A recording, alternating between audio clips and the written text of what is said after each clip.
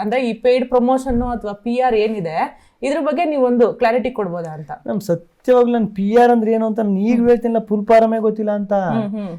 PR ಸತ್ಯವಾಗ್ಲ concept ಅಲ್ಲೇ ಇರಲಿಲ್ಲ ನಾನು. PR ಅಂದ್ರೆ ಏನು ಅಂತ ನಾನ್ ದುಡ್ಡು ಕೊಟ್ಬಿಟ್ಟು, ಈಗ ನನ್ ದುಡ್ಡು ಖರ್ಚು ಮಾಡ್ಬಿಟ್ಟು ಇನ್ನೊಬ್ರಿಗೆ ಹಾಳು ಮಾಡಿ ಅಂತ ನಾನು ಅಷ್ಟು ಕೆಳಮಟ್ಟಕ್ಕೆ ಇಳಿಯೋನಲ್ಲ ಮೇಡಮ್ ಸತ್ಯವಾಗ್ಲೂ.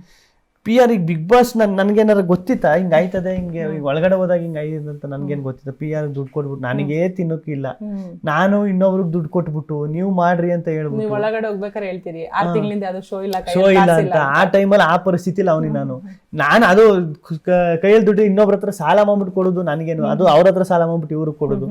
ನನಗೆ PR ಅಂತ ಈಗ ಒಬ್ರು ನನ್ನ ಇನ್ಸ್ಟಾಗ್ರಾಮ್ ಹ್ಯಾಂಡಲ್ ಮಾಡೋಕೆ ಒಬ್ರು ಬೇಕಾಗಿರ್ತಾರೆ. ಅದೆಲ್ಲ ಅದೇ ಹ್ಯಾಶ್ಟ್ಯಾಗು ಬರೀದು, ಅದು ಡೈಲಿ ಪೋಸ್ಟ್ ಮಾಡೋದು, ಅದಕ್ಕೆಲ್ಲ ಒಬ್ರು ಬೇಕು. ಅದು ಇನ್ಸ್ಟಾಗ್ರಾಮ್ ಒಬ್ರು ನೋಡ್ಕೊಕೊಬ್ರು ಬೇಕು, ಯಾಕೆ ಸೋಷಿಯಲ್ ಮೀಡಿಯಾ ನೋಡ್ಕೊಕೊಬ್ರು ಬೇಕಲ್ಲ.